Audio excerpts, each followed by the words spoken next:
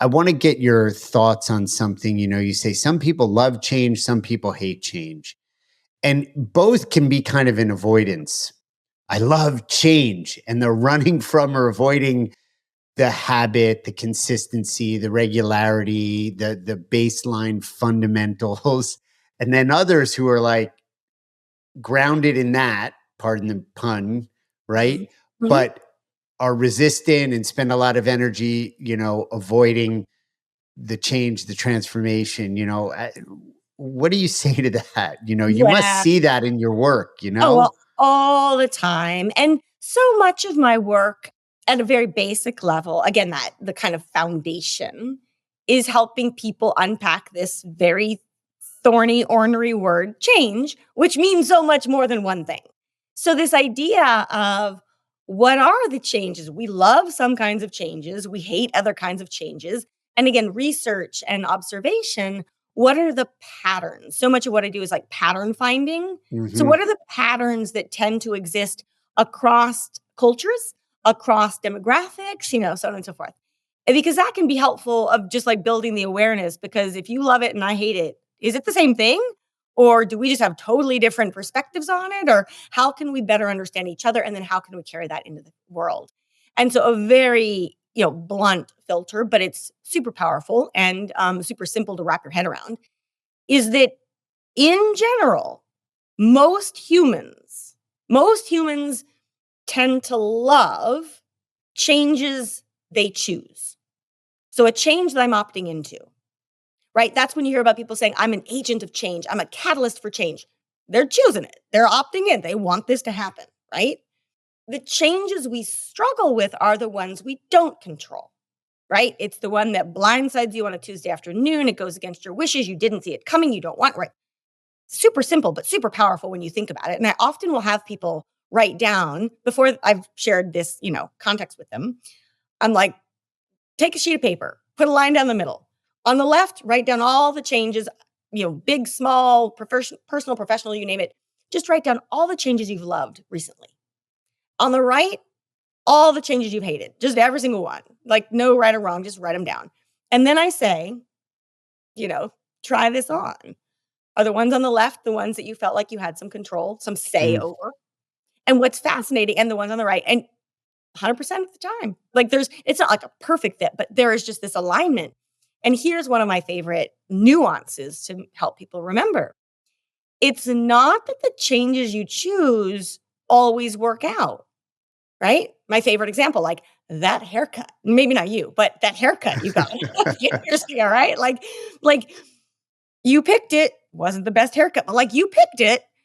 Or that sports team you love, right? They don't seem to ever be able to win, but you love them and you pick them and you're like an avid fan. These are changes you pick. They don't always work out, but we feel differently about them because we had some say in being part of them, some say in creating them, so on and so forth. So just like that one thing, usually people are like, it's not rocket science. It's not like, oh, I've never thought that way, but when you put it in that stark a contrast and say, start there, people are like, wow, that explains a lot, even in team-based settings. Some people might have seen a change coming, others not, others really being, I see this in workplaces a lot, people who are really, they want to change, but they feel stuck. Yeah. And then something happens in the organization, there's a reorg or something, and like, oh my gosh, no, and like, some of them love it because they know they were looking forward to that. And here's the change. And others are like, I hate it. And just a fun anecdote. This was a good friend of mine a couple of years ago who was quite unsatisfied in his job at the time and had sort of planned his exit strategy, right? He was going to bid adieu, had all of that happening. And I don't know, it was like, let's just say he had a 6-month plan for that to happen, right? 3 months in, there's a reorg and he's let go. He is devastated. Wow. And we sat there, and I just want to call this out. I said, listen, this is exactly what you planned on doing. The only difference is you didn't choose the exact date. And he was like, what? And then he was like, oh my gosh, you're right. Yeah. So that one example illustrates like the whole spectrum of those dynamics pretty clearly. Yeah. Right, and sometimes people phrase it like, for a reason it happened, like for some reason it happened, Right. and it's because it's outside of what they chose. You know what I mean? Yep. So they have a way to frame it or to take some level of ownership, where it can be understood. Oh, yeah. Yeah. Well, and you're I don't know if we probably don't go into detail, all kinds of detail on this, but the thing is what I want it just takes more time is what I'm Hmm. saying. But Yeah. one of the things that I will often go into is at some point in, a talk, a workshop, whatever it is, you get into, so what does this mean about how we design our organizations, products and services, org charts, you name it.